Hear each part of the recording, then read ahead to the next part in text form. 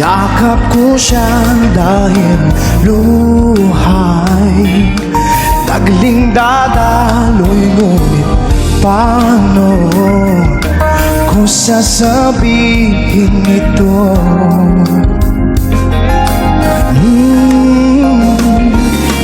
Puso'y tiyak na masusugatan, kaya ba niyang maunawaan? Paano ko sasabihin ito?